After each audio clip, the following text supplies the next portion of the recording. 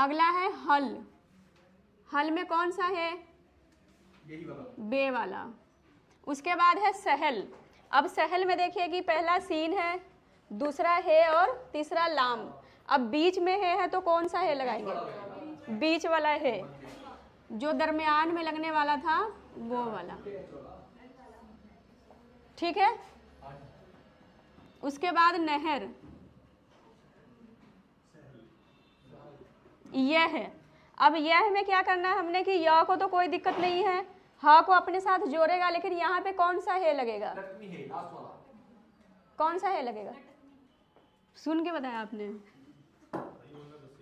लटकमी है। अब लटकमी है में जो बे वाले कोई भी शक्ल है, जैसे बे, नून, पे, ते, टे, से, और उसमें य भी आता है, उसके लिए हम घर नहीं बनाएंगे, उसके नीचे या ऊपर लगा देंगे। अगर ऊपर नुक्ते लगने वाला हो तो ऊपर लगाएंगे, नीचे वाला हो तो नीचे लगाएंगे। जैसे कि हम लिखना है न, न सीधा न नहीं है, सीधा नून नहीं लिखेंगे, लटकमी है के साथ लिखेंगे। उसके बाद वजह। अब देखिए पहला आ गया वाओ। अब जीम है को साथ में जोड़ सकते हैं?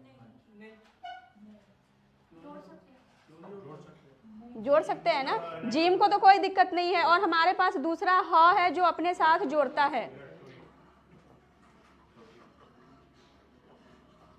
ठीक है, हो गया। उसके बाद जगह,